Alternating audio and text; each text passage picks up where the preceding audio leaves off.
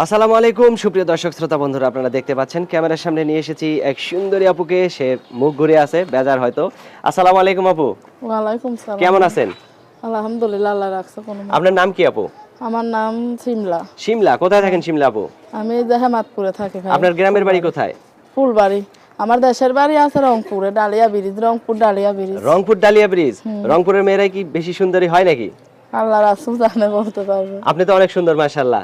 আপনার কি মাও সুন্দর নাকি আপনার মাও বাবা সুন্দর? আমার বাবা সুন্দর, আমার মাটা কালো। আপনার মাটা কালো, আপনার বাবারা সুন্দর, মানে বাবার চেহারা পাইছেন আপনি নাকি? তো এখন এই যে ক্যামেরার সামনে আসছেন কেন? ক্যামেরার সামনে আছি বিয়া শাদী বসার জন্য ভাই। বিয়ে শাদী বসার জন্য? কেন আপনার গ্রামের মানুষ নাই? গ্রামের মানুষকে আমি সৎ মায়ের সংসারে থাকি। সৎ মায়ের সংসারে থাকেন তাই কি হইছে? সংসারে থাকি, খুব অভাব অনাটনে দিন যায়, অনেক কষ্ট হয়। এই অভাব অনটনে থাইকে কি এত সুন্দর হইছেন নাকি? অভাব অনার আল্লাহ সুন্দর বানাইলে মানুষ যেভাবেই থাকুক আল্লাহ তারা সুন্দরই রাখে। আচ্ছা আচ্ছা, অনেক সুন্দর কথা বলছেন। তো শিমলা আপু, আপনার বয়স কত এখন? আমার বয়স 18। আমি ইনশাআল্লাহ ক্লাস 6 পর্যন্ত লেখাপড়া করছি, কোরআন শরীফ পড়ছি মাদ্রাসায়। আচ্ছা, 5 ওয়াক্ত নামাজ কালাম ইনশাআল্লাহ আমি পড়তে পারি। আপনার জামাই কি করে? আমার বিয়া শাদী হই নাই ভাই। আমি বিয়ে বিয়া শাদী শাদী হয় নাই? বসার জন্য আইছি। আমার সৎ মায়ের সংসারে থাকতে ভালো লাগে না, যে আমার একটা আশ্রয় কইরা দিয়া বিয়া শাদী করবে, আমি সেই রকম একজন মানুষ চাই। এখন আপনারা যদি কেউ বিয়ে করতে চায়, সে যদি আপনার বাড়িতে আসে, আপনি যেখানে থাকেন সেখানে যদি আসে, আপনার সৎ মায়ে যদি ঝাড়ু জুতা দিয়ে খেদায় দেয়, তখন কি করবেন? ইনশাআল্লাহ আল্লাহর রহমতে যে আমার হাত ধরবে, আমি তার হাত কোনোদিনও ছাড়বো না। যত বাধা যত কিছুই আসুক আমি তার হাত ধরে চলে যাইবো। আমি চাই একটা আশ্রয় মানুষ যে আমার আশ্রয় দেবে। আমি এরকম একটা মানুষ চাই, আর কিছু চাই না। আর কিছুই চান না? না। আচ্ছা, অসংখ্য ধন্যবাদ, আপনার কথাগুলো খুবই ভালো লাগলো।